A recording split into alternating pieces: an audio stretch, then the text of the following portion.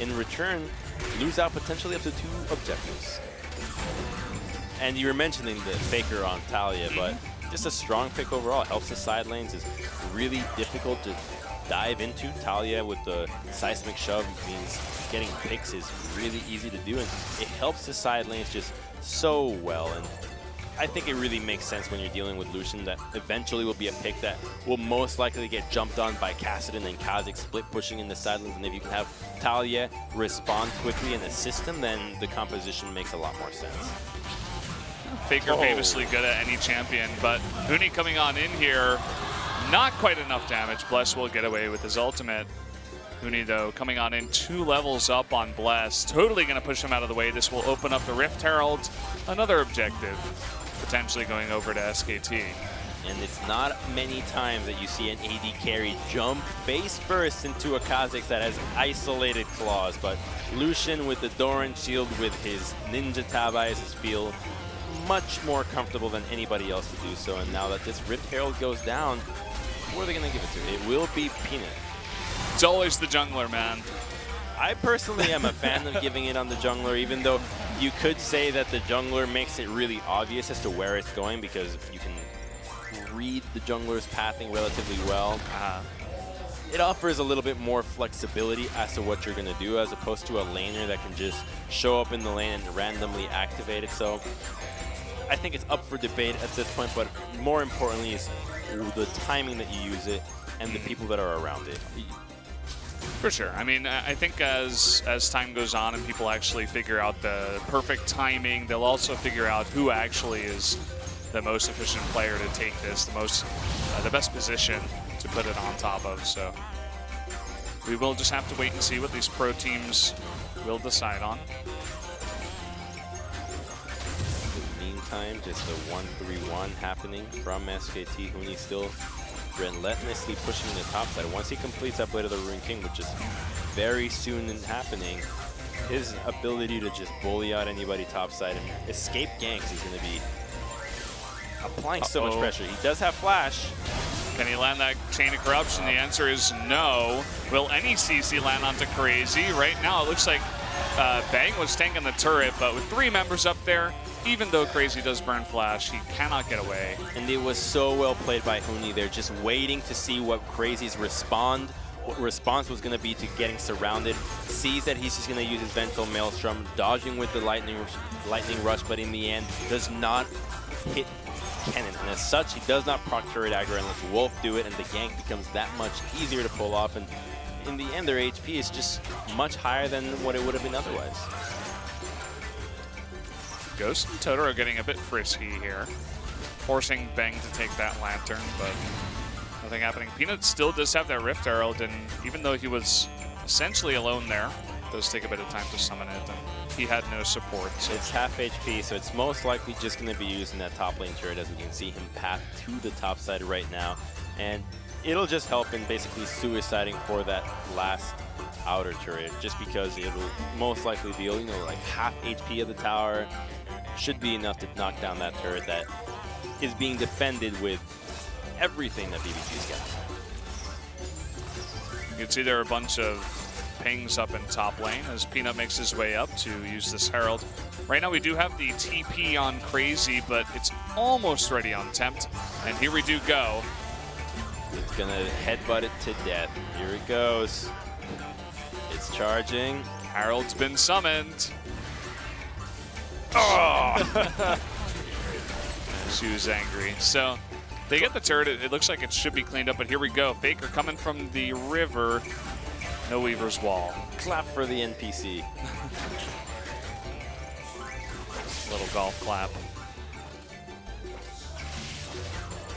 Now that Huni has his blade, he just has to be aware of where Bless is at for him to keep pressure in this lane, because Crazy is still the completed item behind. The itemizations are pretty much identical here, save for the orange blade.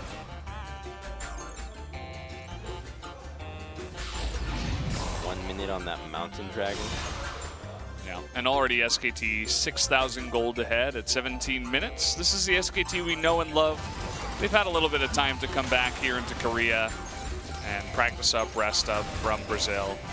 They make it look so easy. hitting that 6K advantage right now. It feels like when you play against SKT, you're playing against one of those games where you sign up for the AI, but the AI is programmed to have more gold generation than you are. That's what SKT feels like. No other team can really get these advantages this quickly, seemingly out of nowhere, just coming out of CS, pressuring the map properly, just going into the jungle and denying the right waves. And as such, the ability to just grow a lead just becomes so disgusting to watch, in a good way, of course. This totally disgusting. Gross, disgusting play. Totally I love it. grotesque. I love it. Ooh, nice grab there onto the Cassidy. Do they have a burst damage to take him away? Yes, they do. Collateral damage perfectly aimed at the Cassidy, attempting to get away. That will be another turret here in the mid lane. And now the gold goes to 7,000, and still that 1-3-1. They're catching 3 waves of farm while denying the jungle from BBQ. Just such a ridiculous way of playing the game, which is the right way to accelerate properly. And level 12 on Huni versus a level, just previously level 9 Xayah. And man, Xayah just not doing a whole lot, and another turret going down for SKT. Just, Jesus, that's 18 minutes in. Last game we were looking at Ever being like, oh, maybe they should speed the game up at 30 minutes, and now with SKT, their 5-0-1 Syndra. Yeah, SKT in under 20 minutes already, and almost a 10,000 gold lead. They don't really have any big farmed up player, no fed player. I mean, Faker sitting in mid lane, his farm is fantastic, but he's 0-0-1. It's always fun to watch SKT2 just as a team. It's not always the superstar player in the mid lane doing all the work. It's not necessarily that every kind of status where it's just Septa carrying the team. Look at this play onto the Kassadin. Tempt was probably not expecting this. Yeah, he did not have vision of the red side jungle, and so he did not expect the Threshing Graves to be right there. But just all too easy. When you're playing Kassadin, dealing with AD carries is the most difficult thing because they can really answer back a lot of damage up front. You don't get the most use out of your shield. Your passive that reduces magic damage is useless, and so when you have to get in range to get auto attack, you melt like butter, and as such, he has to respond with ninja tabbies and the Seeker's Arm Guard early on, which means that he's just going to take that much longer to ramp up. And that's 5 tabbies on the side of BBQ. Hey, it makes sense. I'm glad you pointed that out. But you're going up against 380 carries. Grab your tab eyes, ladies and gentlemen. Everybody's a ninja here. Well, after Crazy's performance up in the top lane, you gotta get some more ninjas on your team, I suppose. That was a loony performance indeed. So SKT, they do have this red buff on Bang. They're looking to push. And Tataro. Okay, well, that's gonna be a dead Braum. Nice mustache though, but not good enough. And another kill going over to SKT. It seems almost like BBQ's just like sitting down and taking it, you know? They don't... Hey, man. What? What? They're just sitting down and taking it, man. They're just letting SKT walk all over them. There are hundreds of positions available to take it. So whatever way they choose to do it, but they just don't have the tools to do so, because this is what happens when you draft comps like this. You've got Kassadin and Kha'Zix. Kha'Zix has falling off the meta right now. He's not really the greatest jungler. Doesn't offer a whole lot of crowd control, and you can't mimic SKT. That's the thing. SKT is the only team that can get away with this. Maybe KT that tried it last play, but you can't just say, let's copy this style and try to make it happen. This team has been working like this for years. They're really on another level, and so when you try to take their blueprint and apply it to your own, it's almost always going to be a failure. So I know you're talking about some really smart things there, Crumbs, but did you see Totoro miss both of his wards over the wall? That was really interesting to me. That's what I was watching. I was focused on his death and the shield that he left behind, what seemingly is the door to some sort of dimension. Oh boy. Just nothing going right for BBQ in this game. I was expecting it to be SKT favored, but... You don't say. Yeah, well, it's not the smartest thing I've ever said, but, or the most new and interesting idea. But yeah, Huni coming back with the top Lucian.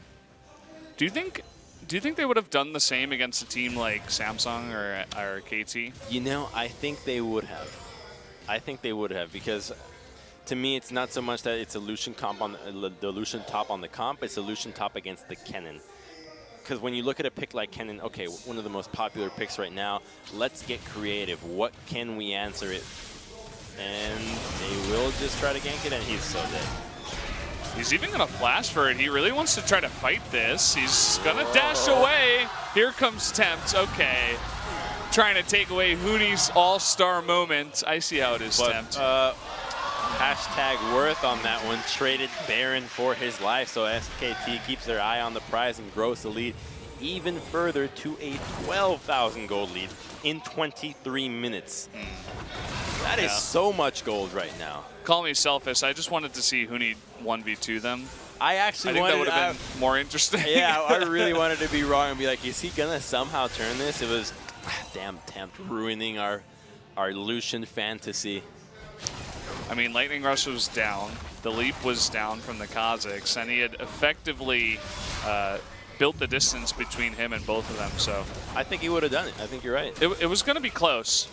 If he had been able to burst down crazy and then keep his distance away from the Kazakhs, then perhaps.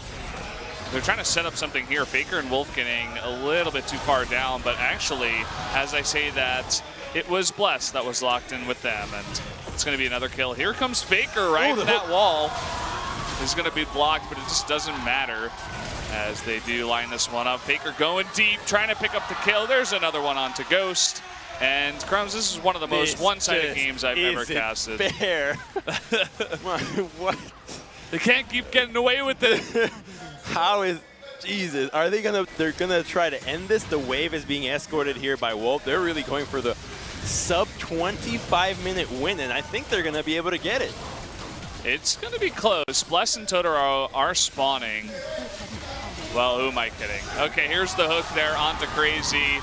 Collateral damage doesn't even land, and that is gonna be the Nexus here before 25 minutes. That is SKT. We got plans tonight, it seems, because SKT is coming back with a vengeance here, just not giving BBQ a chance. Not like this seems like I haven't seen such a stomp in a while. Holy moly! You know, you were talking about how Huni maybe got Koma a date. Well, he was like, okay, I'll let you play Lucian, but you gotta end the game before 25 minutes. I gotta get to my date that you set up for me tonight. He was like, I'll write your Tinder profile if you let me play Lucian top.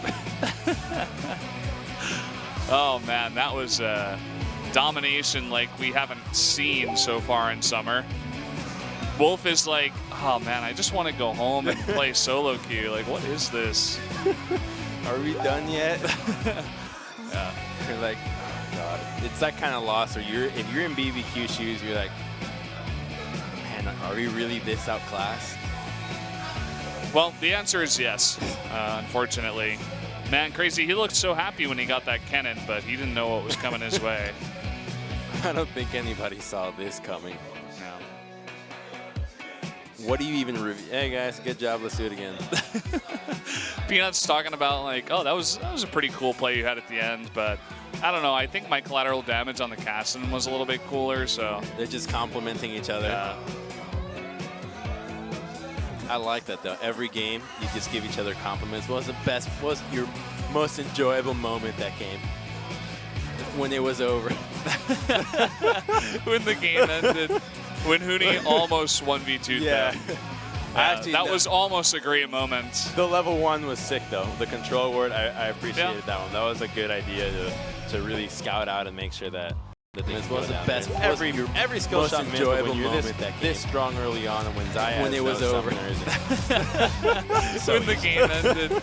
When Huni almost 1v2'd easy first blood. That was almost a great moment. The level 1 was sick. This was the nice word. I appreciated that one. That was a good idea. He totally could have had that. If he flashed it, he lives. He takes the solo kill. You know, that's exactly how Bang lost his 1v1. He didn't flash the piercing arrow, or the piercing light. You gotta use your flash, kids. Yeah, don't save it.